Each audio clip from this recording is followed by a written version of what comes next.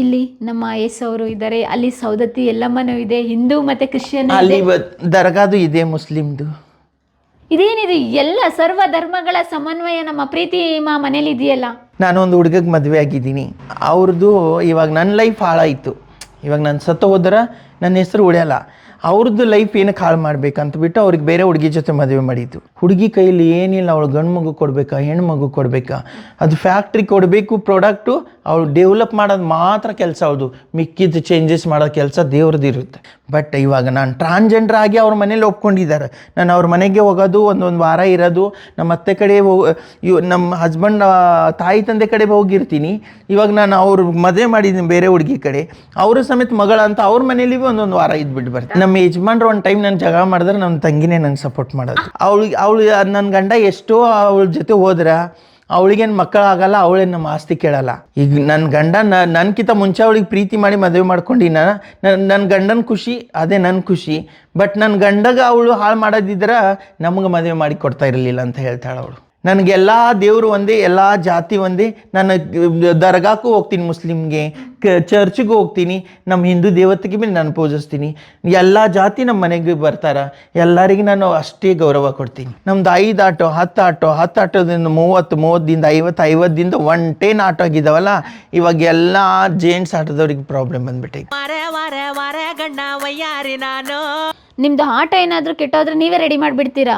Auto ಕೆಟ್ಟು ಹೋದ್ರೆ ನಾವು ರೆಡಿ ಮಾಡೋಕ್ಕಾಗಲ್ಲ. ಆಟೋ ಪಂಕ್ಚರ್ ಆದ್ರೆ ವೀಲ್ಸ್ ನಾನೇ ಚೇಂಜ್ ಮಾಡಿಬಿಡ್ತೀನಿ. ಓಕೆ, ಇದನ್ನೆಲ್ಲ ಕಲ್ತಿದ್ದೆಲ್ಲಿ? ವೀಲ್ಸ್ ಎಲ್ಲ ಚೇಂಜ್ ಮಾಡೋದೆಲ್ಲ ಓಡಿಸ್ತಾ ಬಂದಿದ್ದ ಅಥವಾ ಇದಕ್ಕೂ ಟ್ರೈನಿಂಗ್ ತಗೊಂಡ್ರ? ಅದಕ್ಕೇನು ಟ್ರೈನಿಂಗ್ ತೊಗೊಂಡಿಲ್ಲ. ಕೆಲವರು ಬರೋರು ಆಟೋದವ್ರು ಸ್ಟಾರ್ಟಿಂಗ್ ಬೇರೆಯವ್ರ ಹತ್ರ ನಾನು ಚೇಂಜ್ ಮಾಡಿಸ್ತಾ ಇದ್ದೆ. ಅದೇ ನೋಡಿಬಿಟ್ಟು ಅವ್ರು ಮಾಡ್ತಾರೆ, ನಾವ್ಯಾಕೆ ಮಾಡಬಾರ್ದು ಅಂತ ನಾನೇ ಟ್ರೈ ಮಾಡಿದೆ. ಪ್ರತಿ ಸಲ ಯಾರಿಗೆ ಅಂತ ನಾವು ಹುಡ್ಕೋಕ್ಕಾಗಲ್ಲ. ಇವಾಗ ನಾನೇ ಚೇಂಜ್ ಮಾಡ್ತೀನಿ. ಕೆಲವರು ಡ್ರೈವರ್ಗಳಿಗೆ ಪ್ರಾಬ್ಲಮ್ ಇದ್ರೆ ನಾನು ಹೋಗಿ ಹೆಲ್ಪ್ ಮಾಡ್ತೀನಿ ನಮ್ಮ ಲೇಡೀಸ್ಗಳಿಗೆ. ವಾವ್, ಸೂಪರ್ ಅಲ್ಲ. ಹಾಗಾದ್ರೆ ಬನ್ನಿ, ಸ್ಟಾರ್ಟಿಂಗ್ ಹೋದಾಗ ಆಟೋ ಡ್ರೈವರ್ ನಿಮ್ಮನ್ನ ಆಟೋ ಸಂಘದವರು ಅಕ್ಸೆಪ್ಟ್ ಮಾಡಿದ್ರ? ಹೇಗೆ ಏನು? ಸ್ಟಾರ್ಟಿಂಗ್ ನನಗೆ ಆಕ್ಸೆಪ್ಟ್ ಮಾಡಿದ್ರು. ಯಾಕಂದ್ರೆ ಅವ್ರಿಗೆ ಭೀ ಸ್ವಲ್ಪ ಬೇರೆ ಹೊಸದು ಕಾಣ್ತಾ ಇತ್ತಲ್ಲ, ಯಾರು ನಮ್ಮ ಕಮ್ಯುನಿಟಿದವ್ರು ಯಾರು ಇಲ್ಲ ಅಂದ್ಬಿಟ್ಟು ಫಸ್ಟ್ ನಾನೇ ಅಂದ್ಬಿಟ್ಟು ನನಗೆಲ್ಲರೂ ಸಪೋರ್ಟ್ ಮಾಡಿದರು, ಇಲ್ಲ ಅಂತ ಇಲ್ಲ. ಬಟ್ ಇವಾಗ ಆಗ್ತಾ ಏನಾಗಿಬಿಟ್ಟಿದೆ, ನಮ್ದು 5 ಆಟೋ 10 ಆಟೋದಿಂದ 30ದಿಂದ 50ದಿಂದ 110 ಆಟೋ ಆಗಿದ್ದಾವಲ್ಲ. ಇವಾಗ ಎಲ್ಲ ಜೇಂಟ್ಸ್ ಆಟೋದವ್ರಿಗೆ ಪ್ರಾಬ್ಲಮ್ ಬಂದ್ಬಿಟ್ಟೈತೆ. ಇವಾಗ ಎಲ್ಲರೂ ನಮ್ಮೆಗೆ ಒಂಥರ ಇವಾಗ ರೆಸ್ಪಾನ್ಸ್ ಕೊಡಲ್ಲ. ಆಟೋ ಸ್ಟ್ಯಾಂಡ್ಗೆ ಹೋದ್ರೆ ಆಟೋ ಹಾಕೋಕೆ ಬಿಡಲ್ಲ, ಇಲ್ಲ ಒಂದು ಸವಾರಿ ಹತ್ಸೋಕೆ ಬಿಡಲ್ಲ. ಒಂದು ಲೇಡೀಸ್ ಇದ್ದಾರೆ, ಅವ್ರ ಜೊತೆ ಯಾವ ಥರ ಮಾತಾಡಬೇಕು ಅದು ಏನು ಅವರು ಗಮನ ಇಟ್ಕೊಲ್ಲ, ಬಾಯಿಗೆ ಬಂದಂಗೆ ಮಾತಾಡ್ತಾ ಇರ್ತಾರೆ. ಇವಾಗ ಅಂದ್ರೆ ಭೀ ನಾವು ತಲೆ ಕೆಡಿಸ್ಕೊಲ್ಲ. ನಮಗೆ ಆಟೋ ಸ್ಟ್ಯಾಂಡೇ ಬೇಕಂತ ಏನಿಲ್ಲ. ನಾನು ಅದರದಿಂದ ನಾನು ಯಾವ ಆಟೋ ಸ್ಟ್ಯಾಂಡ್ಗೆ ಹಾಕೋದಿಲ್ಲ. ನಮ್ಗೆ ಈ ದೇವ್ರು ಕೊಡೋದು ಇವತ್ತು ಇದ್ರೆ ನಮ್ಗೆ ಇವತ್ತಿನ ಊಟ ಎಷ್ಟಿದೆ ಅಂತ ನಮ್ಮ ಹಣೆ ಬರೋದಿಲ್ಲದ ನಾವು ರೋಡಲ್ಲಿ ಹೋದ್ರೆ ಭೀ ನಮ್ಗೆ ಸಿಗುತ್ತೆ ಅಂದ್ಬಿಟ್ಟು ನಾವು ರೋಡಲ್ಲಿ ಇದು ಮಾಡ್ತೀವಿ. ಇನ್ನೂ ಒಂದು, ನಾನು ಈ ಸ್ಕೂಲ್ ಬಿಟ್ಟು ಹೊರಗಿಂದ ನಾನು ಆಟೋ ಸಂಘಟನೆಗೆ ಅದು ಭೀ ನಾನು ಮಹಿಳಾ ರಾಜ್ಯಾಧ್ಯಕ್ಷ ಇದ್ದೀನಿ. ಡಾಕ್ಟರ್ BR ಅಂಬೇಡ್ಕರ್ ಆಟೋ ಚಾಲಕನ ಸಂಘಟನೆಯಲ್ಲಿ ನಾನು ಮಹಿಳಾ ರಾಜ್ಯಾಧ್ಯಕ್ಷ ಇದ್ದೀನಿ. ಯಾಕಂದ್ರೆ ನಮ್ಗೆ ಸ್ಕೂಲ್ ಕಡೆದು ಸಪೋರ್ಟ್ ಸಿಗುತ್ತೆ ಪ್ರತಿ ಸಲ. ಅದರಲ್ಲಿ ನಮ್ಗೆ ಔಟ್ಸೈಡ್ ನಾವು ಎಲ್ಲರೂ ಲಾಂಗ್ ಹೋದೆವು, ಇಲ್ಲಾಂದ್ರೆ ಹೊರಗಡೆ ನಮ್ಗೆ ಏನಾರು ಪ್ರಾಬ್ಲಮ್ ಬಂದರೆ ನಮ್ಗಂತ ಗ್ರೂಪ್ ಮಾಡಿದ್ದಾರೆ ನಮ್ಮ ಅಧ್ಯಕ್ಷಗಳು. ರಾಜು ಅಣ್ಣ ಅಂತ ನಮ್ಗೆ ಅಧ್ಯಕ್ಷ ಇದ್ದಾರೆ, ಅವರು ಗ್ರೂಪ್ ಮಾಡಿದ್ದಾರೆ. ಆ ಗ್ರೂಪಲ್ಲಿ ಏನು ಮಾಡಬೇಕಂದ್ರೆ, ಇವಾಗ ನನಗೇನಾರು ಆಟೋ ಪಂಕ್ಚರ್ ಆಗಿಬಿಟ್ಟಿದ್ದಿಲ್ಲ, ಆಟೋ ಕೆಟ್ಟೋಗಿದೆ, ಇಲ್ಲ ಆಟೋ ಆಕ್ಸಿಡೆಂಟ್ ಆಗಿದೆ, ಇಲ್ಲ ಆಟೋದವರು ಯಾರೋ ನಮ್ಮ ಜೊತೆ ಜಗಳ ಮಾಡ್ತಾ ಇದ್ದಾರೆ ಡ್ರೈವರ್ಗಳು, ಇಲ್ಲಾಂದ್ರೆ ಕಸ್ಟಮರ್ಗೂ ನಮ್ಮ ಜೊತೆ ಕಿರಿಕ್ ಮಾಡ್ತಾ ಇದ್ದಾರೆ, ಆ ಥರ ಏನೋ ಪ್ರಾಬ್ಲಮ್ ಆದರೆ ಏನಾಗಿದೆ ಅಂತ ಒಂದು ವಾಯ್ಸ್ ಅಪ್ಡೇಟ್ ಹಾಕ್ಬಿಟ್ಟು ಕರೆಂಟ್ ಲೊಕೇಶನ್ ಹಾಕಿದ್ರೆ ನಮ್ಮ ಸಂಘಟನೆಯಲ್ಲಿ ಆ ಥರ ಇರೋರು ಒಂದು 10-15 ಡ್ರೈವರ್ಗಳು ಬಂದು ನಮ್ಗೆ ಹೆಲ್ಪ್ ಮಾಡ್ತಾರೆ. Wow, super. ಪ್ರೀತಿ, ಇದು ನಿಮ್ದೇ ಮನೆನಾ? ಇದು ಇಲ್ಲ ಬಾಡಿಗೆ ಮನೆ. ಯಾವಾಗ ಇಲ್ಲಿಗೆ ಶಿಫ್ಟ್ ಆಗಿದ್ದು? ಇಲ್ಲಿ ಬಂದು 2 ವರ್ಷ ಆಯಿತು. ಇದ್ರ ಮುಂಚೆ ನಾನು ಆನಂದಪುರದಲ್ಲಿನೇ 15 ವರ್ಷ ಇದ್ದೆ. ಬನ್ನಿ ನಿಮ್ಮ ಮನೆ ನೋಡೋಣ, ನಿಮ್ಮ ಇನ್ನು ಬದುಕಿನ ಕತೆ ಕೇಳೋಣ. ಆಯ್ತು, ಬನ್ನಿ ಮೇಡಮ್. ಮಂಗಳಮುಖಿ ಪ್ರೀತಿಯವರ ಮನೆಗೆ ಎಲ್ರಿಗೂ ಸ್ವಾಗತ, ಸುಸ್ವಾಗತ. ಬನ್ನಿ ಮೇಡಮ್. ಏನ್ ಪ್ರೀತಿಮಾ ಇಷ್ಟೊಂದು ಕಲರ್ಫುಲ್ ಆಗಿ ಇಟ್ಕೊಂಡಿದ್ದೀರಲ್ಲ, ಓ ಮೈ ಗಾಡ್. ನಾನು ತುಂಬಾ ಜನ ಮಂಗಳಮುಖಿ ಅವ್ರ ಮನೆಗೆ ವಿಸಿಟ್ ಮಾಡಿದ್ದೀನಿ, ಅಂದ್ರೆ ಎಲ್ಲರೂ ಚೆನ್ನಾಗಿ ಇಟ್ಕೊಂಡಿರ್ತಾರೆ. ಆದ್ರೆ ನೀವೇನ್ ಜಗಮಗ ಬಂದ ಇದು ಡೆಕೋರೇಷನ್ ಕಡಿಮೆ ಇದೆ, ಇನ್ನ ಜಾಸ್ತಿ ಇರುತ್ತಾ, ಇನ್ನ ಲೈಟಿಂಗ್ಸ್ ಎಲ್ಲ ಇರುತ್ತೆ. ಯಾಕಂದ್ರೆ ನಾನು ಮನೇಲಿ ಒಬ್ಬಳೇ ಇರ್ತೀನಲ್ಲ, ನನಗೆ ಮನೆ ಡೆಕೋರೇಷನ್ ಇದ್ದುದು ತುಂಬಾ ಇಷ್ಟ. ಯಾಕಂದ್ರೆ ನಾನು ಮನೇಲಿ ಒಬ್ಬಳೇ ಇದ್ರೆ ಭೀ ನನಗೆ ಬೇಜಾರಾಗಬಾರ್ದು, ಬೋರ್ ಆಗ್ಬಾರ್ದು ಅಂದ್ಬಿಟ್ಟು ನಾನು ಈ ಥರ ಡೆಕೋರೇಷನ್ ಇದೇ ಮನೆಯಲ್ಲ, ನಾನು ಎಷ್ಟೋ ಮನೆ ಚೇಂಜ್ ಮಾಡಿದ್ರೆ ಅಲ್ಲಿ ಫಸ್ಟ್ ಹೋದ್ರೆ ನಾನು ಡೆಕೋರೇಷನ್ನೇ ಮಾಡೋದು. ಓ, ಡೆಕೋರೇಷನ್ಗೆ ಹಾಗಾದ್ರೆ ಮಂತ್ಲಿ ಎಷ್ಟು ಖರ್ಚು ಮಾಡ್ತೀರಾ ಅಂತ ಕೇಳಬೇಕು ನಾನು ಇವಾಗ.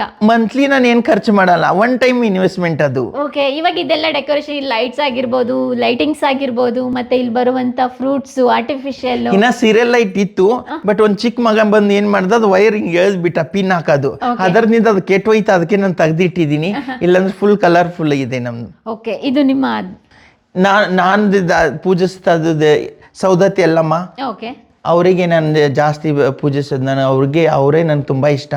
ನಾನು ಯಾವಾಗಲೂ ನಮ್ಮದು ಪೂಜೆ ಪುರಸ್ಕಾರ ಇರ್ತಾನೆ ಇರುತ್ತೆ ನಮ್ಮ ಮನೆಯಲ್ಲಿ. ಓಕೆ, ಸೌದತ್ತಿ ಎಲ್ಲಮ್ಮನ ಜೊತೆಗೆ ನಾನೊಂದು ಅಬ್ಸರ್ವ್ ಮಾಡಿದ್ದು ನನಗೆ ವಿಶೇಷವಾಗಿ ಅನ್ನಿಸ್ತು. ಇಲ್ಲಿ ನಮ್ಮ ಯೇಸವರು ಇದ್ದಾರೆ, ಅಲ್ಲಿ ಸೌದತ್ತಿ ಎಲ್ಲಮ್ಮನೂ ಇದೆ, ಹಿಂದೂ ಮತ್ತು ಕ್ರಿಶ್ಚಿಯನ್ ಅಲ್ಲಿ ದರ್ಗಾದು ಇದೆ, ಮುಸ್ಲಿಮ್ದು. ಇದೇನಿದು ಎಲ್ಲ ಸರ್ವ ಧರ್ಮಗಳ ಸಮನ್ವಯ ನಮ್ಮ ಪ್ರೀತಿ ಮನೇಲಿ ಇದೆಯಲ್ಲ. ಹೌದು, ಸಬ್ಕಾ ಮಾಲಿಕ್ ಏಕ ಅಂತಾರಲ್ಲ, ಎಲ್ಲರಿಗೆ ದೇವರು ಒಂದೇ. ನಾವು ನೀವು ಮಾಡಿದ್ದು ಬೇರೆ. ಇವಾಗ ಮುಸ್ಲಿಮ್ ಹೇಳ್ತಾರ ಅಲ್ಲ, ಕ್ರಿಶ್ಚಿಯನ್ ಹೇಳ್ತಾರೆ ಜೀಸಸ್, ನಾವು ಹೇಳ್ತೇವೆ ದೇವರು. ಆ ಥರ ಅವ್ರವ್ರ ಇಷ್ಟರ ಪ್ರಕಾರ ನಾವು ದೇವರಿಗೆ ಡಿವೈಡ್ ಮಾಡಿದ್ದು. ಬಟ್ ಎಷ್ಟೋ ಡಿವೈಡ್ ಮಾಡಿದ್ರೆ ಸೃಷ್ಟಿ ಮಾಡೋನು ದೇವರು ಒಂದೇ. ನನಗೆಲ್ಲ ದೇವರು ಒಂದೇ, ಎಲ್ಲ ಜಾತಿ ಒಂದೇ. ನಾನು ದರ್ಗಾಕ್ಕೂ ಹೋಗ್ತೀನಿ, ಮುಸ್ಲಿಮ್ಗೆ ಚರ್ಚ್ಗೂ ಹೋಗ್ತೀನಿ, ನಮ್ಮ ಹಿಂದೂ ದೇವತೆಗೆ ಭೀ ನಾನು ಪೂಜಿಸ್ತೀನಿ. ಎಲ್ಲ ಜಾತಿ ನಮ್ಮ ಮನೆಗೆ ಬರ್ತಾರೆ, ಎಲ್ಲರಿಗೆ ನಾನು ಅಷ್ಟೇ ಗೌರವ ಕೊಡ್ತೀನಿ. ಅಲ್ಲ ಪ್ರೀತಿಮಾ, ಇವಾಗ ನೀವು ಇವಾಗ ಆಟ ಓಡಿಸ್ದಾಗ್ಲಿಂದ ಹಿಂಗೇನಾ ಅಥವಾ ಮುಂಚೆಯಿಂದಲೇ ಇದೇ ರೀತಿ ಮನೋಭಾವನೆನಾ? ಮುಂಚೆ ಹಿಡ್ದು ಹಿಂಗೆ, ಸ್ಟಾರ್ಟಿಂಗ್ ಹಿಡ್ದು ಹಿಂಗೆ, ಚಿಕ್ಕ ವಯಸ್ಸಿಂದ ಹಿಂಗೆ. ಓ ಮೈ ಗಾಡ್, ವರೆವಾ, ನೀವು ನಿಜವಾಗ್ಲೂ ನಿಮ್ಮ ವ್ಯಕ್ತಿತ್ವನೇ ನಮಗೆ ಆಶ್ಚರ್ಯ ಆಗುತ್ತೆ. ಯಾಕೆ ಅಂತ ಹೇಳಿದರೆ ಪ್ರತಿಯೊಬ್ಬರು ಮನೆಯಲ್ಲೂ ಕೂಡ ಅವರ ಧರ್ಮನ ಆರಾಧಿಸ್ತಾರೆ, ಬೇರೆಯವರ ಧರ್ಮನ ಗೌರವಿಸ್ತಾರೆ.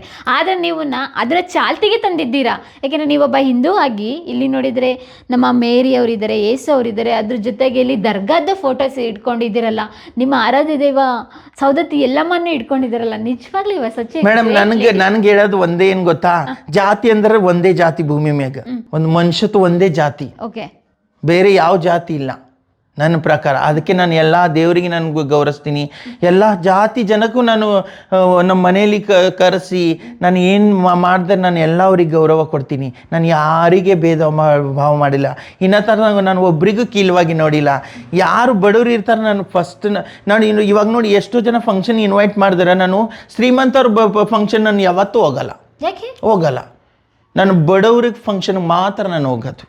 ಯಾಕೆ ಹೋಗಲ್ಲ ಅಂದ್ರೆ ನೋಡಿ, ಶ್ರೀಮಂತವ್ರು ದುಡ್ಡು ಇರೋದಕ್ಕೆ ಜನ ದುಡ್ಡು ಇರೋರ ಹತ್ರನೇ ಜಾಸ್ತಿ ಹೋಗೋದು ಮೇಡಮ್. ಅಬ್ಸರ್ವ್ ಮಾಡಿ, ಬಡವ್ರ ಹತ್ರ ಯಾರು ಹೋಗಲ್ಲ. ಬಡವ್ರ ಹತ್ರ ಏನು ಸಿಗುತ್ತೋ ಸಿಗಲ್ಲದು ಸೆಕೆಂಡ್. ಬಟ್ ದುಡ್ಡು ಇರೋರ ಹತ್ರ ಇವ್ರದ್ದು ಮದುವೆ, ಅವ್ರು ತುಂಬ ದುಡ್ಡು ಇರೋರು, ಅವ್ರ ಮದುವೆಗೆ ಹೋದ್ರೆ ಏನು ಊಟ ಇರುತ್ತೆ ಗೊತ್ತಾ, ವೆರೈಟಿ ಇರುತ್ತೆ, ಅಲ್ಲಿ ಹೋಗಲೇಬೇಕು, ಮಿಸ್ ಮಾಡಬೇಡ್ದು ಅನ್ನೋತಾರೆ ಕೆಲವರು. ನಾನು ಮಿಸ್ ಮಾಡ್ತೀನಿ, ಹೋಗಲ್ಲ. ನಾನು ಬಡವ್ರ ಮನೆಯಲ್ಲಿ ಅನ್ನ ಸಾಂಬಾರಲ್ಲಿ ಹ್ಯಾಪಿಯಾಗಿ ತಿಂದ್ಬಿಟ್ಟು ನಿನ್ನ ಥರ ಯಾರು ಮಾಡಿಲ್ಲ ಅಂತ ಕಮೆಂಟ್ ಮಾಡಿ ಬರ್ತೀನಿ. ನಾನು ಬಡವ್ರಿಗೆ ಇದಕ್ಕೆ ನಾನು ಜಾಸ್ತಿ ಹೋಗೋದು. ಓಕೆ, ಪ್ರತಿಮಾ ಇದ್ಯಾರು? ಇದು ನಮ್ಮ ಚಿಕ್ಕಮ್ಮ. ಓಕೆ, ನಮ್ಮಮ್ಮ ತಂಗಿ. ಓಕೆ, ಅವ್ರ ಕಥೆನ ಕೇಳೋಣ. ಮತ್ತು ಇನ್ನೊಂದು ಅಂಬೇಡ್ಕರ್ದು. ಓ ಮೈ ಗಾಡ್, ಅಂಬೇಡ್ಕರ್ ಫೋಟೋಸ್ ಮನೇಲಿ ಇಟ್ಕೊಂಡಿದ್ದಾರೆ. ನಾನೆಲ್ಲ ಸರ್ಕಾರಿ ಕಚೇರಿಗಳಲ್ಲಿ ನೋಡ್ತೀನಿ.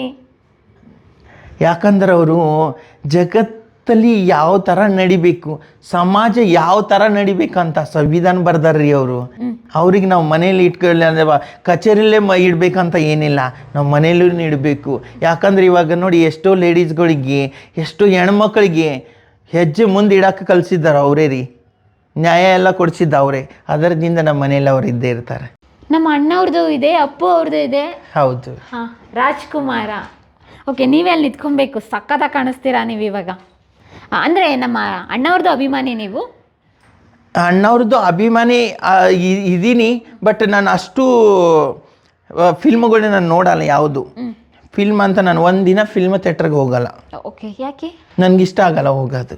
ಏನಾದ್ರು ಬ್ಯಾಡ್ ಇನ್ಸಿಡೆಂಟ್ ನಡೆದಿತ್ತಾ ಸಿನಿಮಾ? ಏನೂ ಇಲ್ಲ. ನನಗೂ ಅಲ್ಲಿ ಒಂದು ಬೇಜಾರು ಏನಂದ್ರೆ, ನನಗೆ ಹೋಗಿ ಅಲ್ಲಿ 3 ಅವರ್ ಕುತ್ಕೋಕ್ಕಾಗಲ್ಲ, ನಾನು ನೋಡಲ್ಲ. ಈ ಚಿಕ್ಕ ವಯಸ್ಸು ಹಿಡ್ದು ನನಗೆ ಹ್ಯಾಬಿಟ್ ಇಲ್ಲ.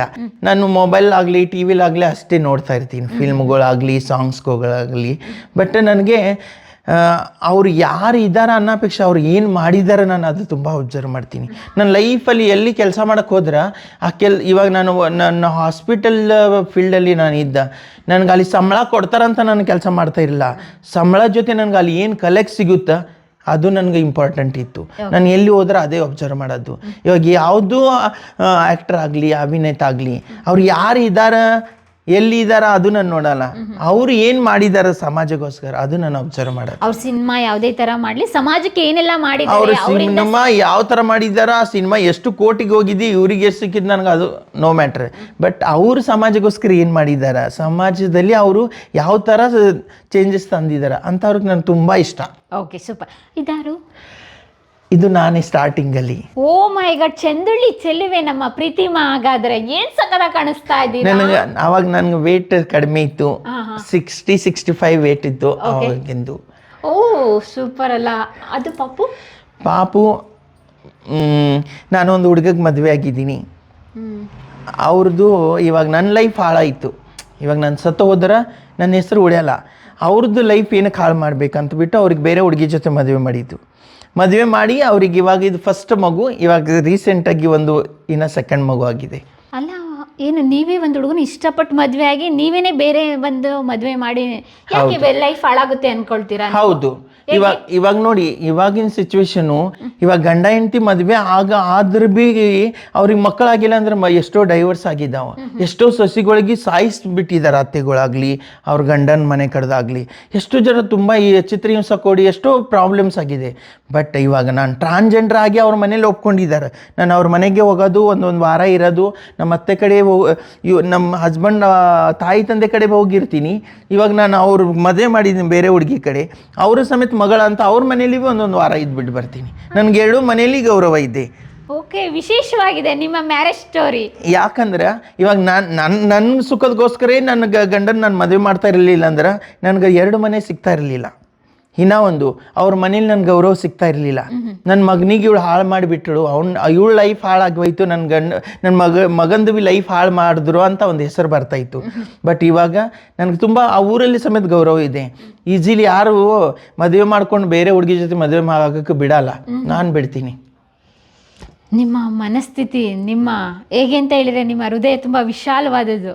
ಯಾಕೆಂದರೆ ಅಷ್ಟು ಸುಲಭವಾಗಿ ಯಾವುದೇ ಹೆಣ್ಮಗಳಾಗಲಿ ಯಾರು ಬಿಡಲ್ಲ. ಯಾಕೆಂದರೆ ಗಂಡ ಅನ್ನೋದು ಯಾರು ಮದುವೆ ಆಗಿರ್ತಾರೋ ಸ್ವತ್ತಾಗಿರುತ್ತೆ. ಅಂಥದ್ರಲ್ಲಿ ಎಷ್ಟೋ ಅಫೇರ್ಗಳಿಗೇನೆ ಎಷ್ಟೋ ಸಂಬಂಧಗಳು ಬ್ರೇಕ್ ಡೌನ್ ಆಗಿರೋದೆಲ್ಲ ನೋಡಿರ್ತೀರ. ನನಗೆ ದೇವ್ರು ತಕ್ಕ ರೆಡಿ ಮಾಡಿದ್ರೆ ನಾನು ಮಾಡ್ತಾ ಇರಲಿಲ್ಲ. ನನಗೆ ಅಷ್ಟು ತಕ್ಕ ದೇವ್ರು ರೆಡಿ ಮಾಡಿ ಭೂಮಿ ಮೇಲೆ ಬಿಟ್ಟಿಲ್ಲ. ಅದ್ರ ಮುಂದಿನ ಕೊರತೆ ಇವಾಗ ಅವ್ರ ಫ್ಯಾಮಿಲಿ ಆಗಲಿ, ಒಂದು ಸೊಸೆ ಮನೇಲಿ ಇರಬೇಕು. ಸೊಸೆಲಿ ಪರವಾಗಿಲ್ಲ, ನಾನು ಬೇಕಾದ್ರೆ ಹೋಗಿರ್ಬೋದು.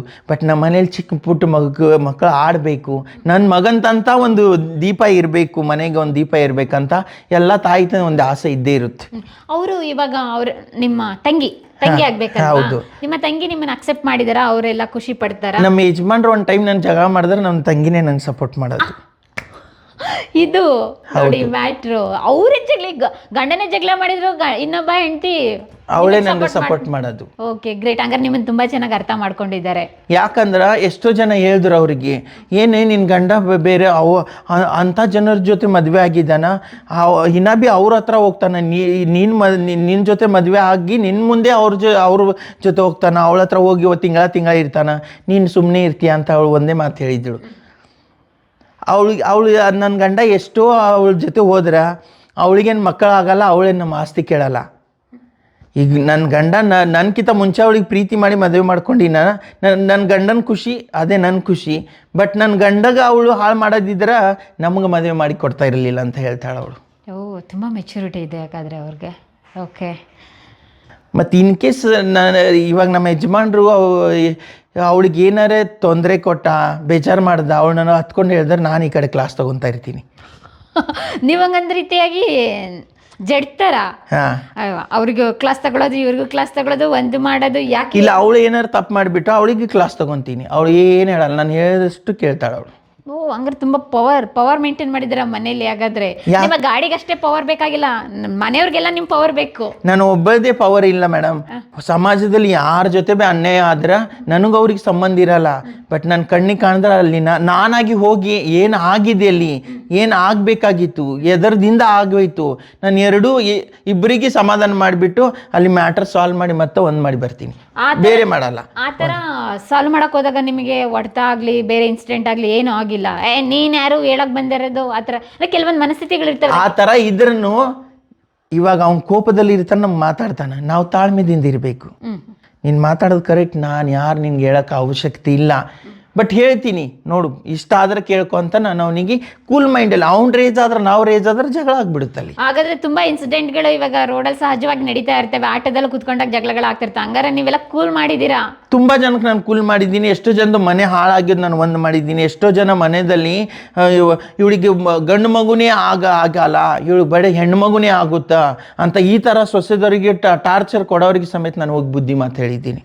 ಓಕೆ, ಹಂಗಾದ್ರೆ ಯಾಕಂದ್ರೆ ಇವಾಗ ನಾನು 4 ಅಕ್ಷರ ಓದಿದ್ದೀನಿ ಮೆಡಿಕಲಲ್ಲಿ. ಯಾಕಂದ್ರೆ ಹೆಣ್ಣು ಮಗುದೇ ತಪ್ಪಲ್ಲ. ಹೆಣ್ಣು ಮಗು ಹತ್ರ ಅವಳು ಗಂಡು ಮಗುದ ಕೊಡ್ತಾಳೋ ಹೆಣ್ಣು ಮಗು ಕೊಡ್ತಾಳೋ ಅವಳ ಕೈಯಲ್ಲಿ ಏನಿಲ್ಲ, ಎಲ್ಲ ನಿನ್ನ ಮಗನ ಕೈಯಲ್ಲಿ ಇರುತ್ತೆ. ನಿನ್ನ ಮಗನ ಕೈಯಲ್ಲಿ ಏನಿಲ್ಲ, ದೇವ್ರ ಕೈಯಲ್ಲಿ ಇರುತ್ತೆ.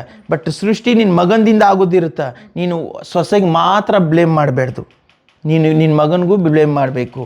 ನಿನ್ಗೆ ಇನ್ನ ಬುದ್ಧಿ ಇದ್ರೆ ನೀನು ಇಬ್ರಿಗೂ ಬ್ಲೇಮ್ ಮಾಡಬೇಡ್ದು, ದೇವ್ರಿಗೆ ಬ್ಲೇಮ್ ಮಾಡಬೇಕು. ಓಕೆ, ಒಳ್ಳೆ ಮಾತುಗಳನ್ನ ಹೇಳ್ತಾ ಇದ್ದೀರಾ. ಹಾಗಾದ್ರೆ ಕನ್ವೆ ಆಗ್ತಾ ಈ ಥರ ಹೇಳಿ ಎಷ್ಟು ಜನ ಮೈಂಡ್ ಚೇಂಜ್ ಮಾಡಿದ್ದೀನಿ. ನೋಡಮ್ಮ, ಹುಡುಗಿ ಕೈಯಲ್ಲಿ ಏನಿಲ್ಲ, ಅವಳು ಗಂಡು ಮಗು ಕೊಡಬೇಕಾ ಹೆಣ್ಣು ಮಗು ಕೊಡಬೇಕಾ, ಅದು ಫ್ಯಾಕ್ಟ್ರಿ ಕೊಡಬೇಕು ಪ್ರಾಡಕ್ಟು, ಅವಳು ಡೆವಲಪ್ ಮಾಡೋದು ಮಾತ್ರ ಕೆಲಸ, ಹೌದು ಮಿಕ್ಕಿದ್ದು ಚೇಂಜಸ್ ಮಾಡೋ ಕೆಲಸ ದೇವ್ರದ್ದು ಇರುತ್ತೆ. ಓಕೆ, ಆ ಫ್ಯಾಕ್ಟ್ರಿಗೆ ಐಟಮ್ ಕೊಡೋದು ಮಾತ್ರ ಇವನ್ ಕೆಲಸ ಇರುತ್ತೆ.